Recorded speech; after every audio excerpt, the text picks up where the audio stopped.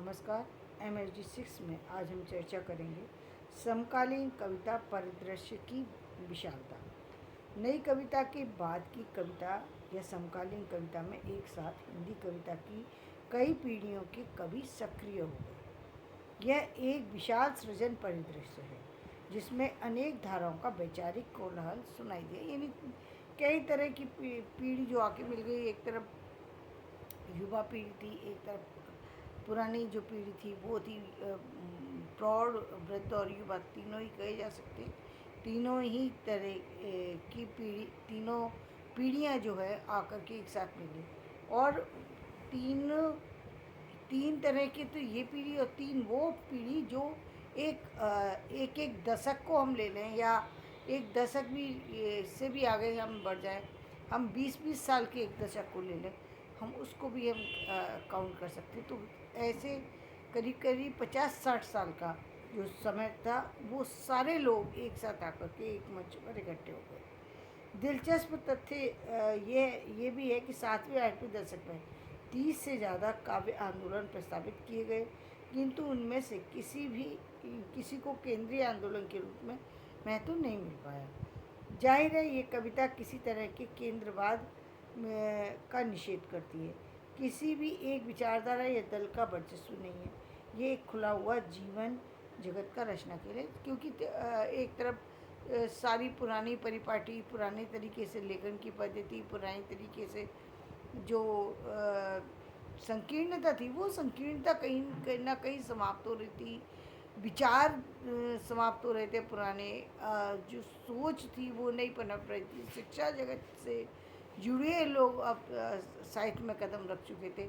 पहले साहित्य में शिक्षा जगत के लोग ज़्यादा सक्रिय थे, तो उस रूप में सक्रिय नहीं थे जिस रूप में जाकर के 60 के दशक में हुए। विशिष्ट अनुभव का तो यह तो बहुत कुछ काव्य है। सपाट अनुभव की रचनाएं यहाँ असली कवि कर्म है। जिस नई चुनौती को इन सभी कवियों ने स्वीकार किया, कवि संपूर्ण जीवन पर रचना को एकाग्र करता है, उसके किसी अंश मात्र पर नहीं। रघुवीर ने कहा, हम तो सारा का सारा लेंगे जीवन, न कम और न ज़्यादा। हम तो किसी एक जीवन की बात नहीं करें, केवल बचपन की बात कर रहे हैं या केवल एक युवापन की बात कर रहे हैं, प्रौढ़ अवस्था या वृद्धावस्था, किसी एक की बात नहीं करेंगे। पूरी एक जीवन है, पूरे जीवन की को हम चित्रित करना चाहेंगे। कवियों ने गद्य के चिंतन और कविता की सघन अनुभूति को एक में करते हुए गद्य कविता में बड़ी दक्षता हासिल की।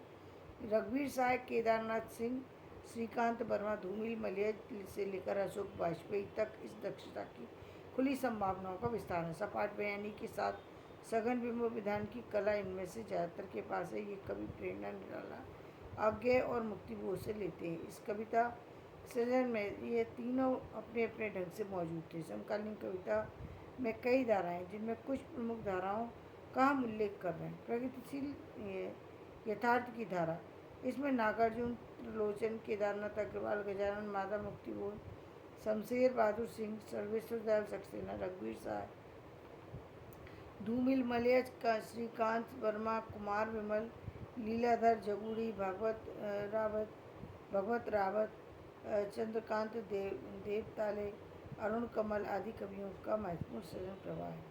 प्रयाग के परिमल मंच से जुड़े कवि लक्ष्मीकांत वर्मा, जगदीश गुप्त, विजय नारायण साई, धर्मवीर भारती का सृजन भी समकालीन कविता में विशेष भूमिका रखता है।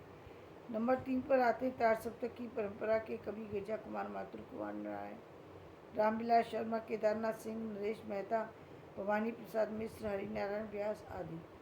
चौथे में आते हैं स्वाधीनता आंदोलन से जुड़े हुए कवि, जिनमें है माखनलाल चतुर्वेदी, बालकृष्ण शर्मा, नवीन आदि।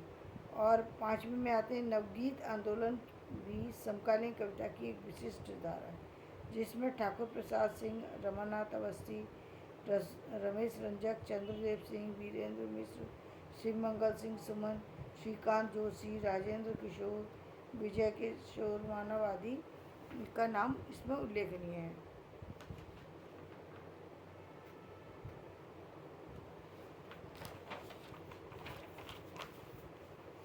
इसके बाद अकविता आंदोलन का समकालीन कविता में एक महत्वपूर्ण हाशिया। इसमें आते हैं जगदीश चतुर्वेदी, श्याम परमार और गंगा प्रसाद विमल, सुमित्र मोहन मणिक, मोहनी, मोना गुलाटी, राजकुमार चौधरी आदि।